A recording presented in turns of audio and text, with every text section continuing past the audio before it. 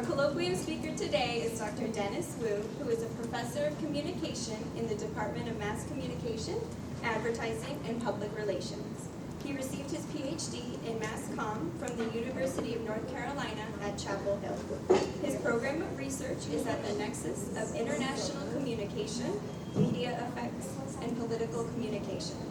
One thematic area he was focused on is the impact of emotions, images, and physiological reactions towards political candidates and their voters' decision-making process in the context of presidential elections. And that is precisely what he'll be sharing today. We are particularly excited about this presentation from Dr. Wu because it involves research from the very first academic publication utilizing some of the biometric technologies available at the CRC. Today, Dr. Wu will be sharing his research that was recently published in the International Journal of Communication in his talk, Physiological Responses to Political Ads, the Influence in Partisan and Issue Congruence on Attention and Emotion. So, please join me in welcoming Dr. Wu.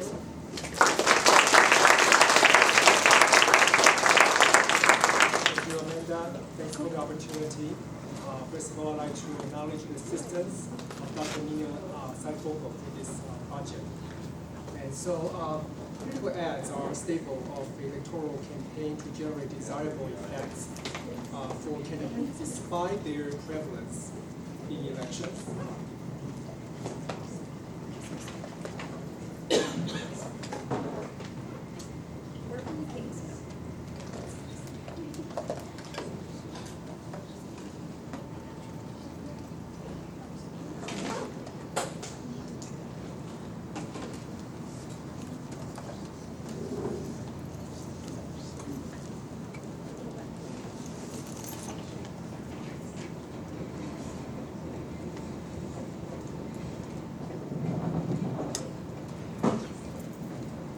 So despite the prevalence of political advertisements in elections and multiple assessments of their effects, their real impact on voting decisions remains unclear. Ad campaign is conventionally assessed via a hierarchy of effects. So researchers in advertising often are concerned about the different levels of their impact from awareness, liking, and then behavior. Yet research results tend to rely on self-reports of respondents. With the advent of new tools engaging physiological responses, it seems fruitful and helpful for us to seek another route of measurement. So another factor that we should be thinking about is that there is a lot of choices for media users to select, retrieve, and access. Most prior studies have focused on the choices of viewers, but the process and the aftermath of viewing is equally consequential. Lastly, given the emotional relevance of modern electoral campaigns, this facet of emotion, of influence merits further investigation.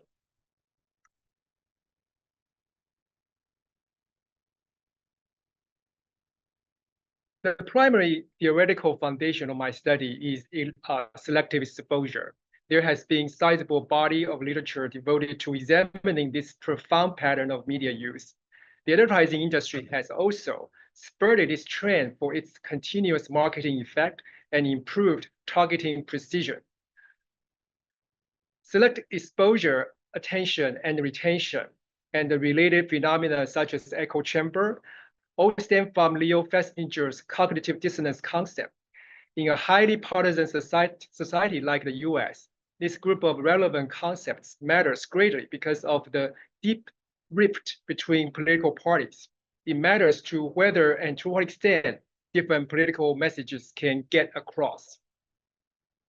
So some of the methodological limitations of reports have been listed in the literature, including respondents' memory, social expectation, overcorrection, and also truth bias. In other words, they may not be able to really report what they are thinking and doing. Yet we know far more about viewers' selective preference prior to their content exposure and much less about their accidental or intentional exposure, attention, and subsequent cognitive or physiological responses afterward. So this study fills the gap of the effect of selective exposure. In a highly integrated internet world without familiar channel logos or known hosts for viewers to base their choices, the audience's instinctive mechanism in shifting and identifying congruent content to process may be challenged. But in a democratic society, the most common cues for participants are party affiliation, an issue, and perhaps they are also related. Without the option of choosing channels or specific messages, particularly during the accidental exposure, people's attention and emotion consequences are worth investigating. So in each election season, where billions of dollars are channeled into political commercials, evaluation of their effects has been the center of empirical investigation. The most common measures of the outcome after selective exposure to any content are voters' attention as well as emotion. Viewers may choose the mediums they like, the platforms, channels, or specific setting or content they deem consonant or positive. Additionally, they get emotionally aroused by the content they choose to process. In the election context, party, issue stance, and political candidate can be strong cues for viewers to choose the content they want to process. That is to say, if cues are present and right for viewers, attention to messages can be enhanced. Likewise, the emotional consequences of voters' exposure to political ads has been underscored for its impact on motivation, mobilization, as well as their voting behavior. Nevertheless, the impact of the exposure to congruent messages on emotion is less well documented. So there are a lot of debates about the real impact. Overall, viewers attend to political commercials to be associated with positive emotion, and avoidance is likely to be linked with negative emotion.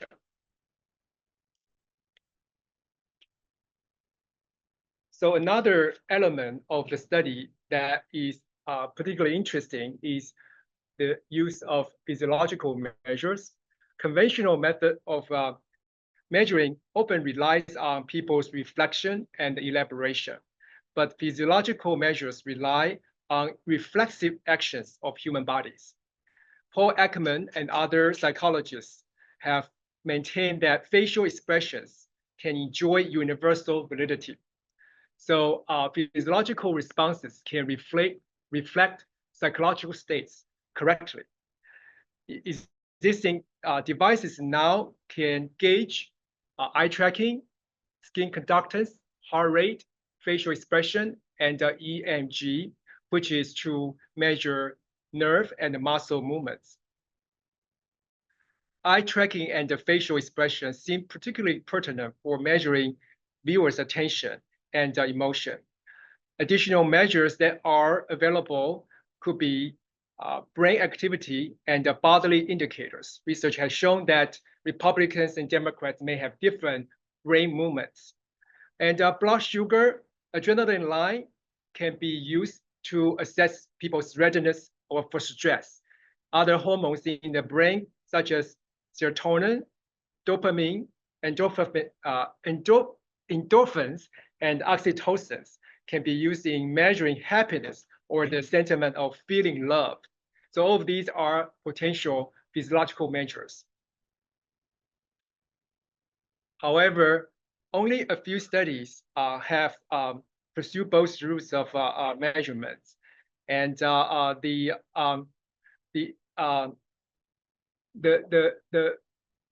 conclusions are far from conclusive. And why is the case? Because the self-reports tend to rely on elaborative nature, whereas the reflexive nature of physiological measures, these two measures may not converge precisely in the same domain. And so therefore, there is a need for studies that include both methods. So with these literature reviewed, I have listed 6 hypotheses and 2 research questions. So first one, as you can see on the slide, participants' congruence with political party is positively related to their attention. Political congruence is positively related to their emotion, And also participants congruent with an issue is positively related to their attention to a political commercial. Likewise, number 4, participants congruent with an issue is positively related to their emotion generated by a commercial. Number 5, participants' self-reports on issue involvement are positively related to their time spent on the screen where the political ad is shown. And the last one, their reported emotions are positively related to their corresponding physiological measures that reflect emotions during the exposure to the ad. Also, as the goal of any campaign, we have to ask whether ads can work to lead voters to cast their votes in the direction. And so the 2 research questions are as follows. What is the linkage between viewers' attention to ads and their voting intention? Secondly, what is the linkage between viewers' emotion after the exposure and their voting intention? So a 3x2 experiment was conducted. The 3-party endorsements and sponsorships are between subject measurement, and the 2 issues, economy and immigration, are within subject measurement. In other words, to save resources, participants were exposed to 2 different issues. 97 adult participants who have to be eligible voters were recruited from a large Northeastern university, which you know very well about. And participants went through these processes, pre-test questionnaire, political commercial viewing, including eye tracking and facial expression measurements, and post-test questionnaire. And then number 2 and number 3 were repeated for another rotated issue. So as you can see on the screen, that the iMotion platform records eye positions and movements using Tobii X230 sensor. And iMotions also was used to measure people's facial expression using Activa's FDex. So 6 stimuli were sifted through 60 commercials aired during the 2016 election cycle to ensure consistency in video format, narrative tone, candidate presence, and duration. These 6 ads that feature either issue and met the criteria were selected. And so here are 2 ads that we used for the experiment. So I'm going to switch gears to show you the 2 ads. So this one is the first ad. Let me go to the beginning.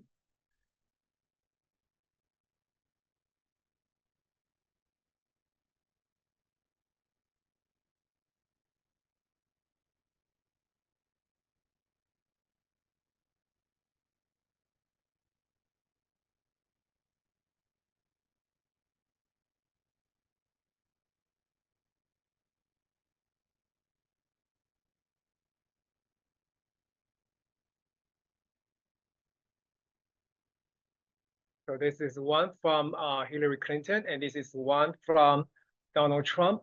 Both, sorry, both are 30 minutes, 30 seconds.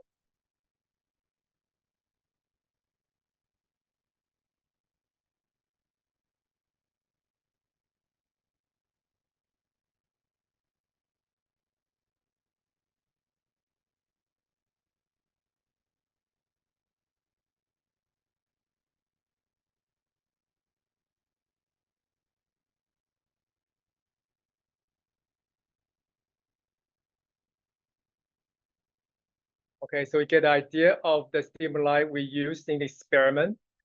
To continue,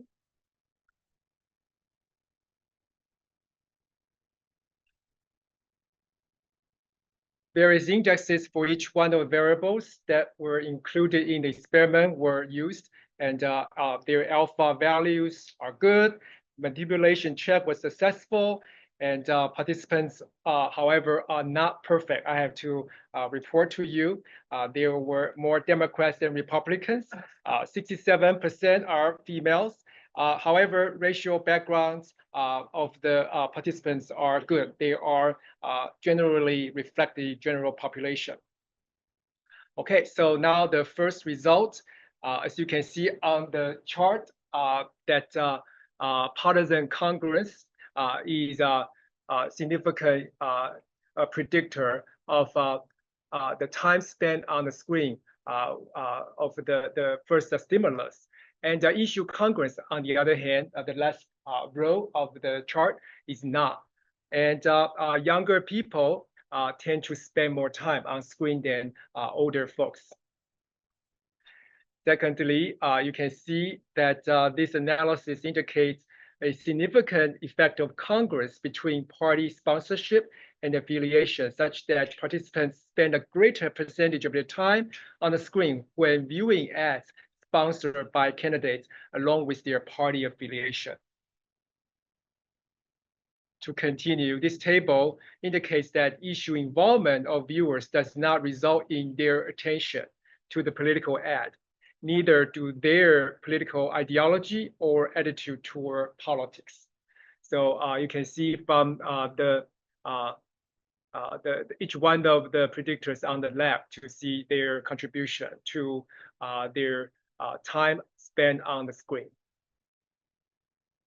To continue, this chart shows that there is a significant effect for congruence between party sponsorship and affiliation, indicating that ads sponsored by candidates affiliated with the participants' party were appreciated more than those with unaffiliated sponsors.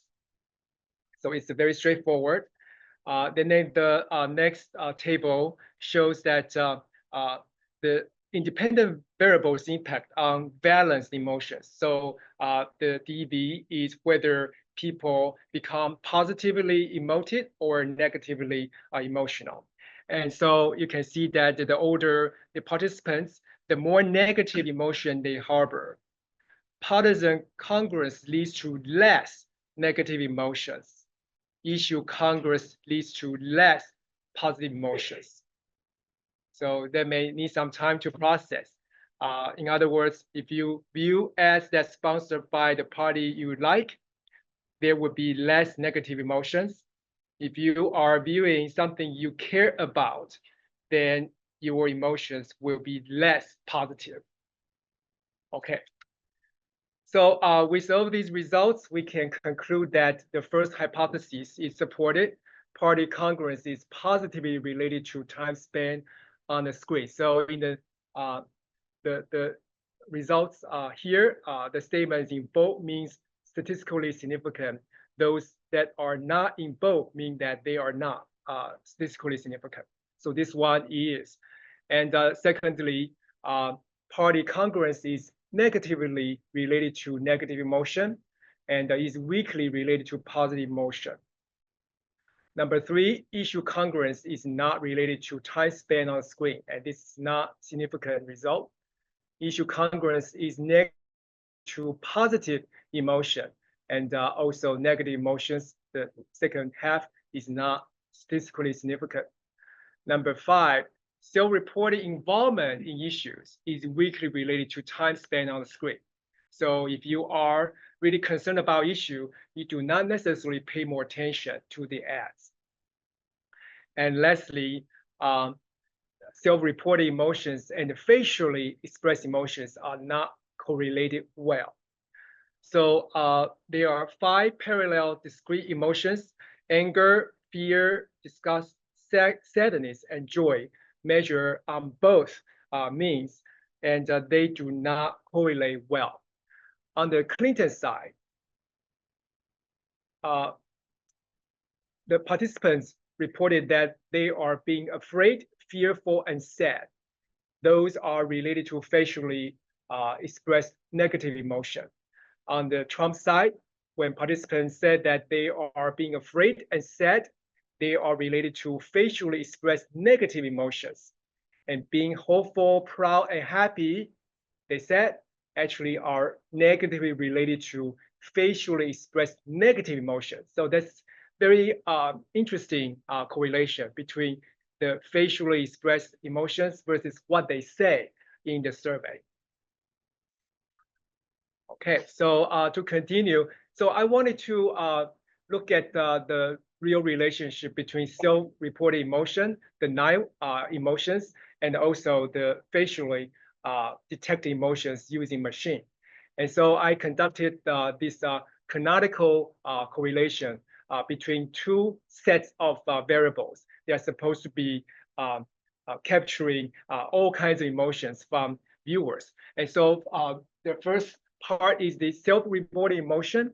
And you can see that self-reported loadings that constitute the canonical variant. Likewise, on the right, you can see the loadings of physiologically measured emotions. These two measures are mildly positively correlated without statistical significance. So you can see that it's only 0.53 and the p-value is only 0.099. So not very good. These findings warrant further examination, though. It isn't clear whether these two methods measure identical objects. Many factors may contribute to the disagreement. For self-report mode, test sensitization or perceived social expectation may be at work.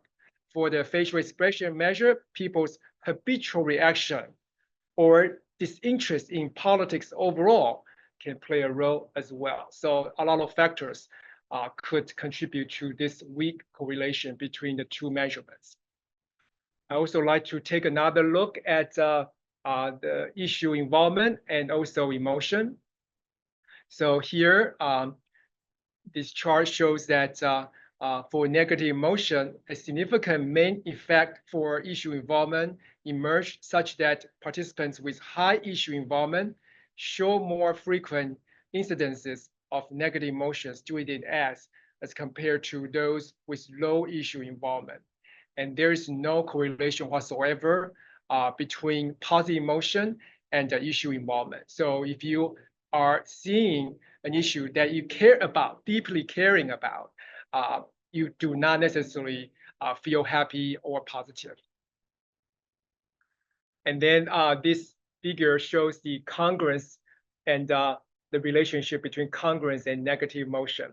It illustrates that among those who view congruent ads, negative emotions were more frequently elicited among those high in issue involvement as compared to those low in issue involvement. So you can see that the upper right point, that is for people who are seeing congruent ad and also high issue involvement. That is the group that has highest negative emotion. So in conclusion, congruence of party affiliation trumps that of issue involvement on attention and appreciation of political ads.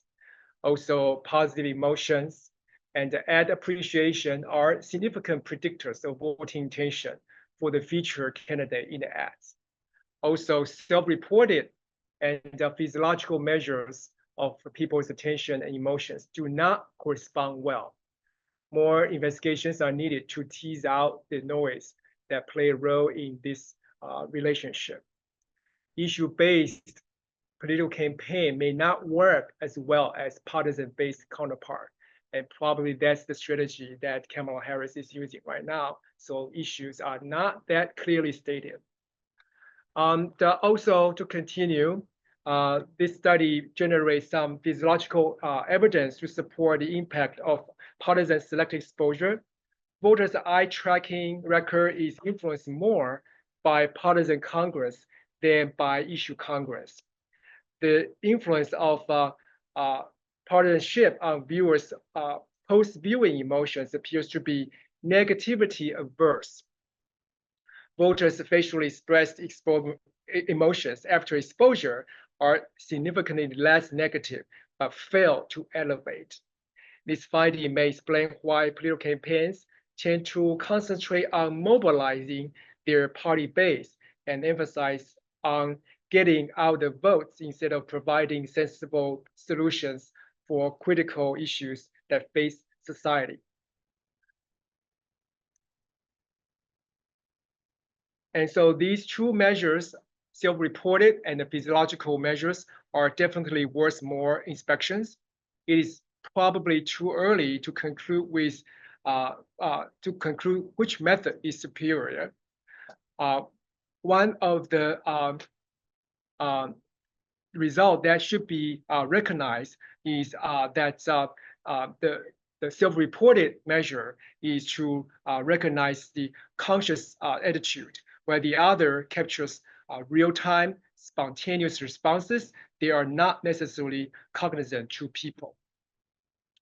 And so there are theoretical as well as methodological issues that need to be sorted further. And perhaps triangulation approach could be warranted for a more holistic and comprehensive understanding of emotions as well as attention. And lastly, there are, of course, shortcomings of the study. There are limited number of cases. There are only 97 participants, and there are far more liberal people than conservative participants. And so perhaps in the future, there should be collaboration with those states where you can find more Republicans. And also the political stimuli contain contextual elements that cannot be controlled for. So there are so many noises that should have been included, but it's actually pretty hard to control everything. So these are all I have. Thank you very much. I appreciate your time.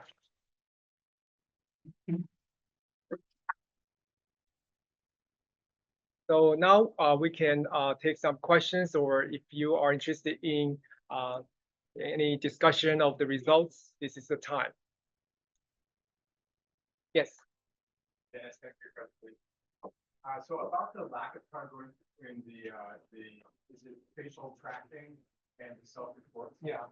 So I kind of have a question and a comment. The question is, what's been the nature of validation of the facial recognition to begin with?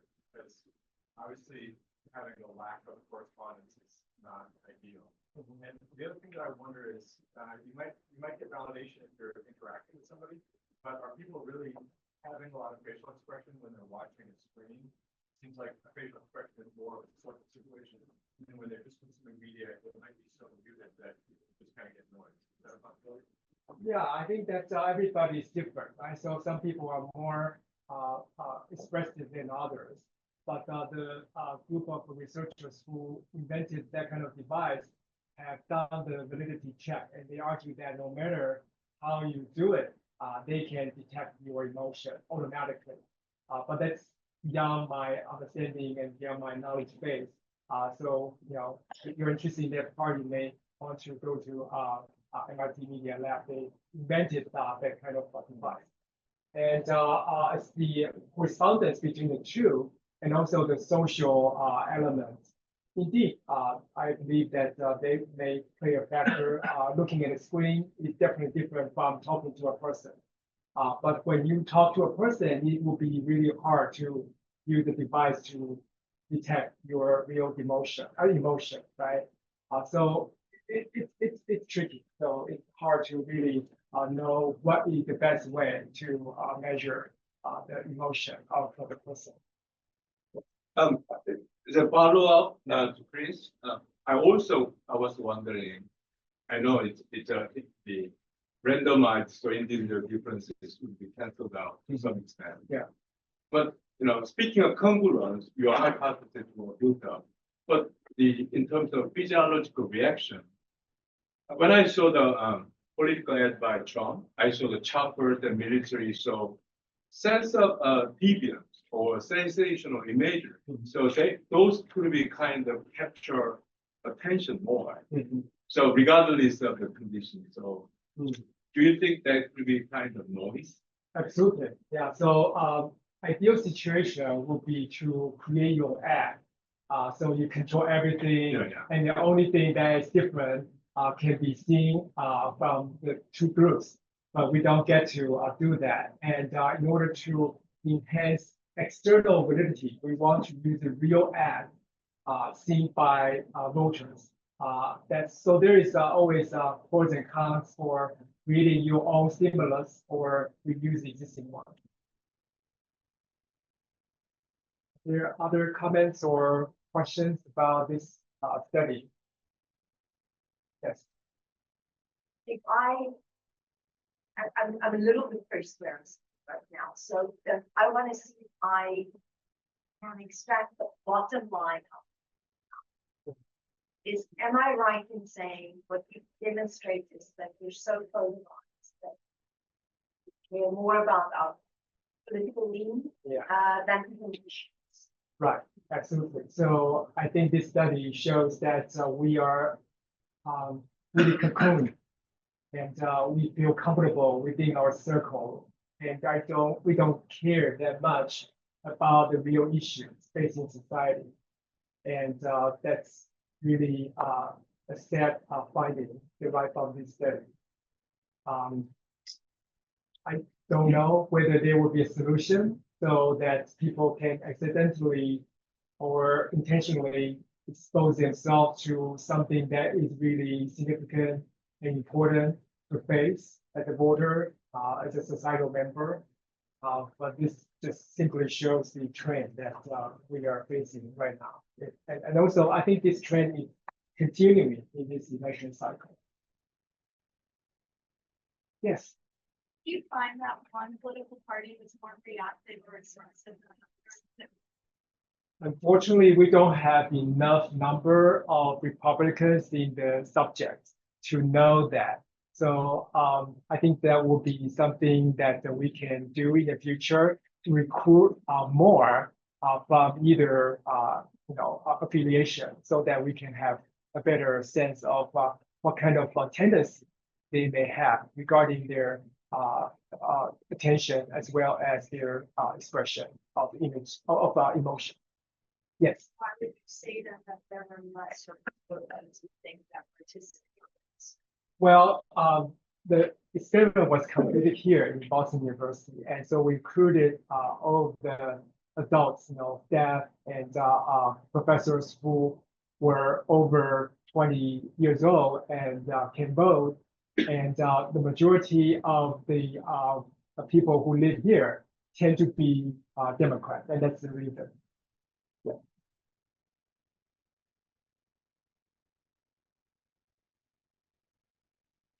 We read a study recently that just called to your attention where they wanted to take into effect the fact that in that debate that you referred to, that one was a male and the other was a female. Excuse me. And they trained actresses to do exactly the same gestures, voice intonations, whatnot, except to reverse the genders, see whether or not it was a sense that male was taking advantage of a female in the debate. And what they found is that surprisingly, the gender didn't make a difference. It was the words. So I just call that to your attention as an example of a well-funded project that trained actors to do this. Right. So I congratulate you nonetheless for looking hard, deeply with the resources you have available to try to extract this out. Yeah. But that leaves me still with the question of which maybe you could explain it further for me to understand, which is when you said that the congruence was negatively related to positive emotion. And I didn't understand time how that fit together, because I would have thought that congruence would be positively associated. So I don't know, Festinger or whoever you refer to, how would you explain that result? You have. Yeah.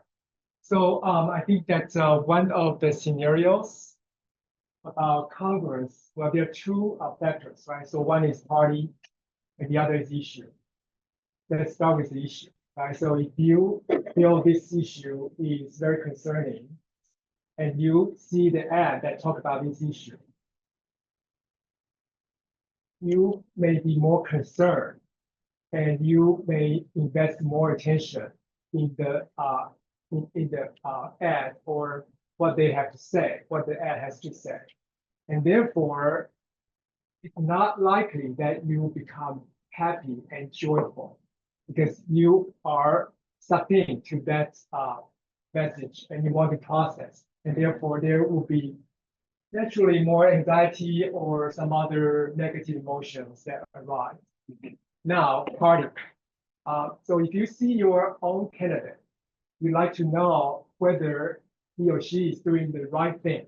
So, that could also lead to the negative emotion. So that will be my hunch to explain that. If I could take advantage of a follow-up. I'm wondering if you would be willing to perform an experiment with this group here. And ask about their emotional reactions vis-a-vis political orientation to the two ads that you showed. Mhm.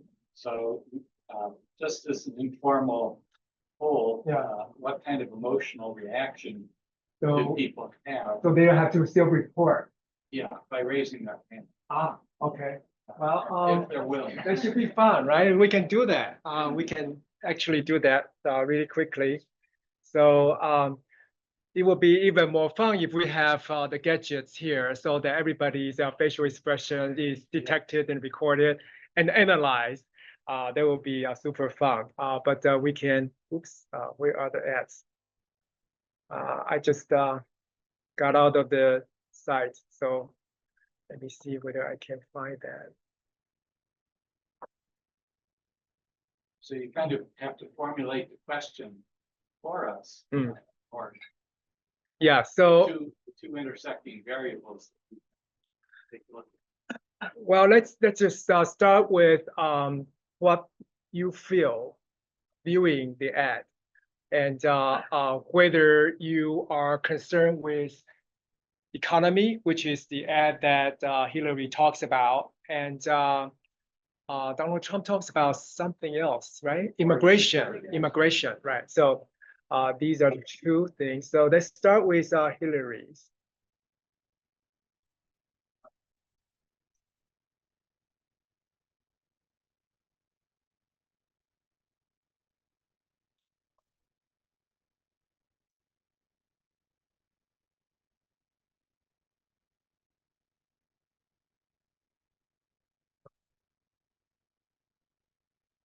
Okay. The interface of this is not ideal, so just bear with me. I'm also worried about group effect. So maybe we should have everybody close their eyes. Okay, so this is the Trump ad. Let's start with this one and see. Oh, doesn't show. Duplicate, right?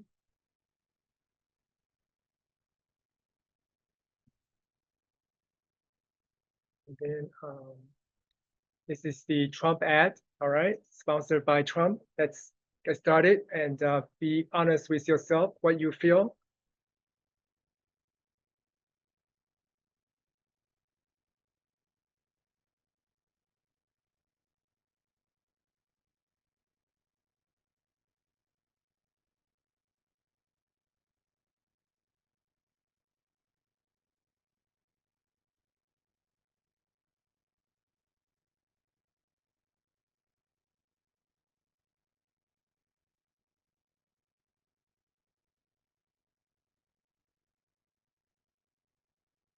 All right.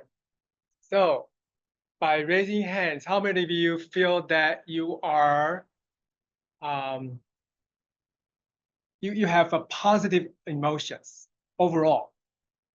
Overall, it's well, maybe this is not it's not a good thing because people may feel the social pressure, right? Spiral silence may be in effect here. So maybe a survey will be better approach, right? But I don't have time to develop survey for you guys, fortunately. Yes. You wanted to say something? It is unfair to ask people to raise their hand. Right. in a Setting like this for anything more or less. But I think it's a good opportunity maybe for everybody to self-reflect how you felt and were you to participate in a study, how you would have reacted. Mm. So, Right. And then also I'd like to tell you that actually there are two measurements. So one is self-reflection, what you really feel, right? And then you also were recorded and detected through the device. So those two are then compared. Yes. The other issue with that ad is that it's multivalent, right? So it has the classic technique of starting with scary tone and scary Right. color palette, Yeah. and everything gets better. Yeah. So the goal of it is to give multiple things. You could, yes. And then so what we did was to average it. So we record every emotion you have, and then average it to see during the 30 seconds, how many seconds you feel one way or another, one of the 9 emotions. And so they all of them were included in the equation, in the calculation. So it doesn't matter whether you feel very proud, very happy, or very sad. No, everything will be captured and counted for. So that's the beauty of doing that kind of physiological measurement. Yes. I want to know what's next. You have to do a follow-up. Yeah. What was done? Yeah, well, I think that if I were to have more resources, I would follow what Dr. Katz said, to hire professionals to manipulate the stimulus so that one factor is isolated and all of the other factors are controlled for. And also have more participants from different backgrounds, not just partisanships, but also age groups. You know, age is one of the factors there too, right? So age groups, partisanships, as well as gender, and maybe geographic location too. Because if you are living in New England, like here, you may feel pressure that you need to feel one way or another, versus if you live in, say, Texas or Alabama, I think that the sentiment is dramatically different. And so there is this difference in the social climate, the political climate, that may trigger different attitudes or emotional consequences. Yes. How about also in your future research? I know when it comes to issues, usually it's a negative framing portrayal, but you see the kind of both side of framing. So Yeah. economy can be positive versus negative, and then you also correlate the emotion. See then whether negativity is more salient or the kind of the first question, right? Yeah.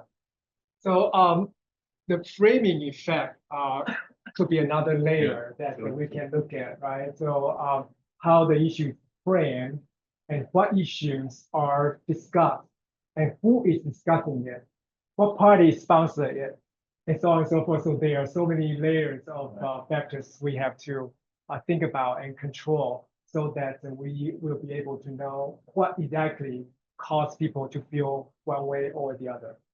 So that's next step, I think. Are there other thoughts? Yes. I was wondering if you thought some kind of facial expression could be deceptive, because I know you said you have like facial expression, you have the question there. Yeah. Like what if they're like, for me, sometimes I want to make I'm smiling the entire time. Right. Like, but that's not exactly how I feel. Like, were there like samples that came out like that, how you deal with Yeah. that in different outcomes? Absolutely. Yeah. So this is the scenario we also thought about, because everybody's habit is different. And so with a larger sample, then the distinct habits may cancel each other out. And so we will get the average from a large pool. Therefore, your very unique or habitual facial expression would not matter as much. And so that's why sample size is important.